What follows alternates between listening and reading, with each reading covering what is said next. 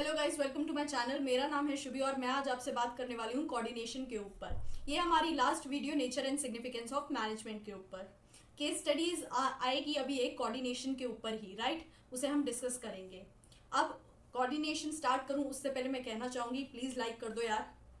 इतना क्यों बुलवाते हो? कमेंट भी करके बताओ ना कैसी लगी वीडियो, मुझे मोटिवेट तो करो तुम लोग, ठीक है। और सब्सक्राइब कर देना अगर आप नए हो तो, राइट। अब बात करते हैं कोऑर्डिनेशन की।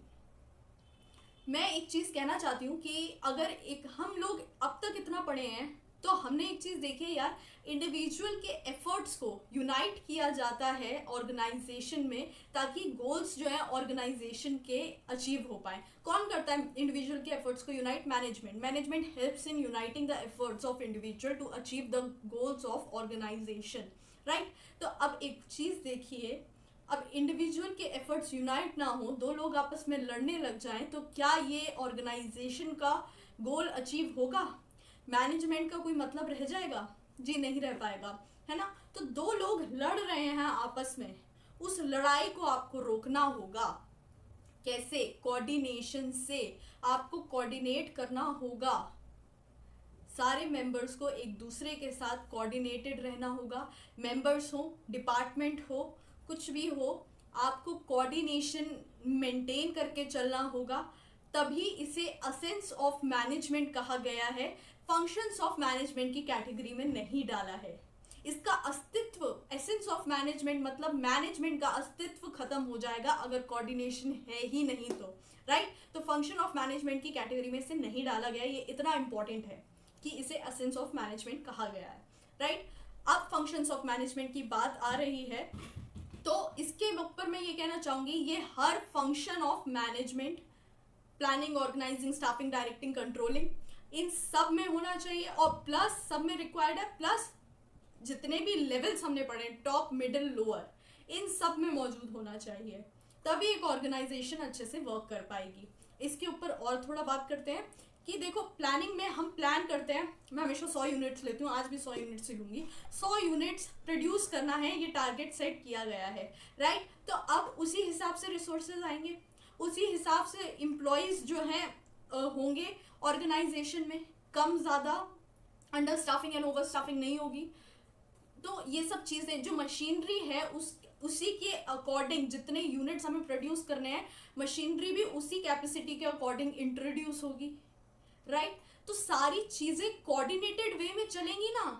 अब टॉप लेवल का काम है प्लानिंग, ऑर्गेनाइजिंग मिडिल लेवल करता है ना, स्टाफिंग मिडिल लेवल करता है, डायरेक्शन प्रोवाइड करता है लोअर लेवल वर्कर्स को, ताकि वो और बेहतर तरीके से काम करें।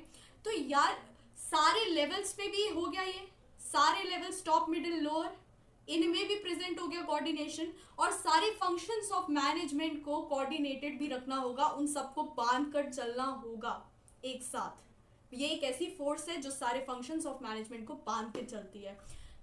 सोचा कुछ, बनाया कुछ, बेचा कुछ, not sensible at all, right. तो कोऑर्डिनेशन होना बहुत ज़रूरी है। अब इसके ऊपर हम नोट्स में देखते हैं कि क्या लिखा हुआ है। Okay. Coordination is the force which synchronizes all the functions of management and activities of different departments. मतलब coordination एक ऐसा force है जो सारे फंक्शंस ऑफ मैनेजमेंट को बांध कर रखता है और सारी एक्टिविटीज जो कि अलग अलग डिपार्टमेंट्स में हो रही हैं उनको बांध कर चलता है। ठीक है, जैसे कौन सा फंक्शन जो है मैनेजमेंट का कब होना है, उनका सही समय, एक्टिविटीज जो हो रही हैं और उनका सही समय। अब ये सब क्यों होता है?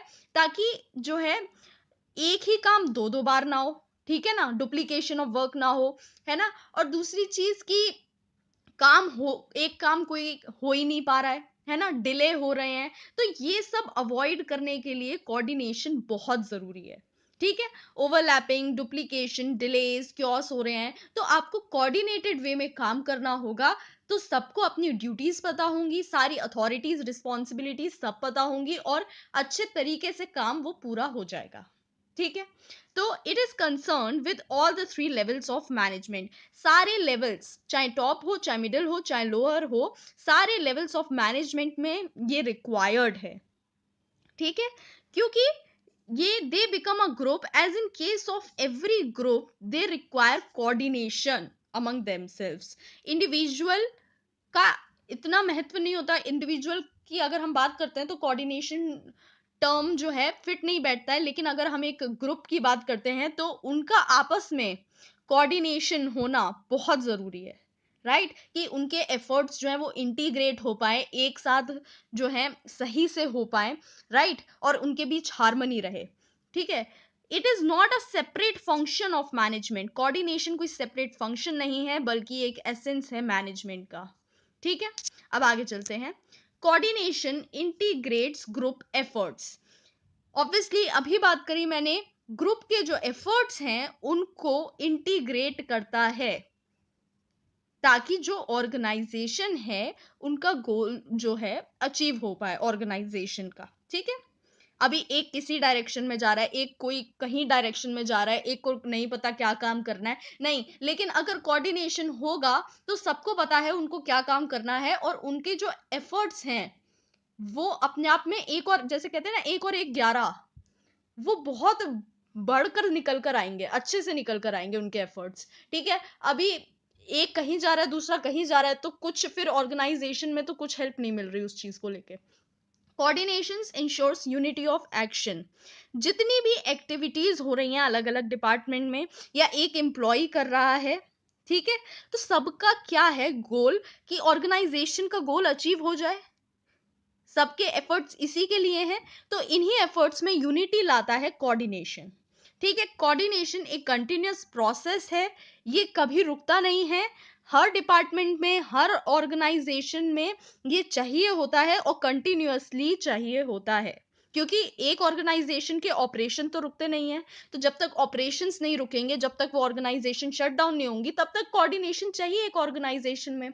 यानी जब तक एक ऑर्गेनाइजेशन की सांसें चल रही हैं तब तक कोऑर्डिनेशन रिक्वायर्ड है। Coordination is all pervasive function, ठीक है? एक बड़ी ऑर्गेनाइजेशन हो, छोटी ऑर्गेनाइजेशन हो, एक सोशल वेलफेयर के लिए काम करती है, एक प्रॉफिट मोटिव के लिए काम करती है, उससे कोई फर्क नहीं पड़ता, कोऑर्डिनेशन हर ऑर्गेनाइजेशन में चाहिए ही चाहिए। जैसे मैनेजमेंट चाहिए हर ऑर्गेनाइजेशन में, जैसी भी हो, no matter what the size it has, ठीक है? ऐसे ही कोऑर्डिनेशन, क्योंकि कोऑर्डिनेशन एसेंस है मैनेजमेंट का, तो कोऑर्डिनेशन भी चाहिए ही चाहिए।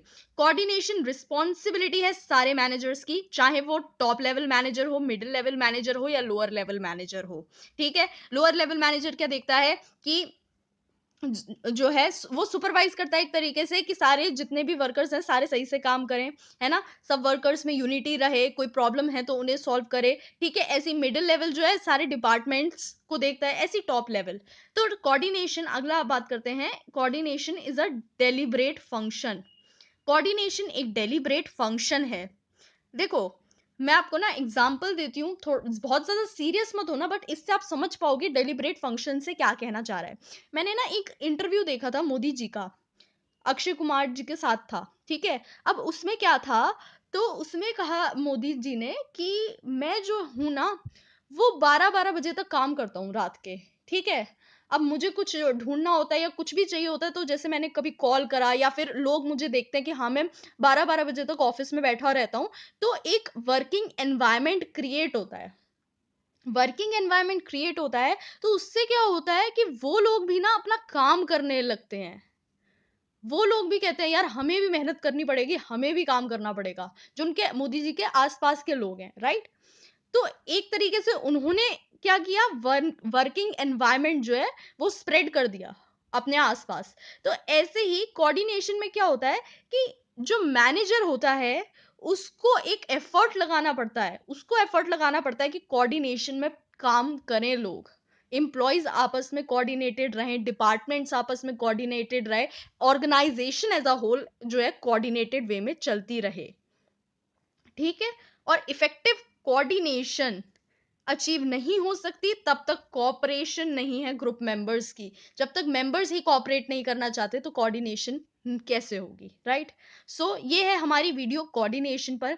आई होप आपको ये समझ आई होगी। अगर पसंद आती है तो आप प्लीज लाइक, शेयर और सब्सक्राइब जरूर करें। Thank you.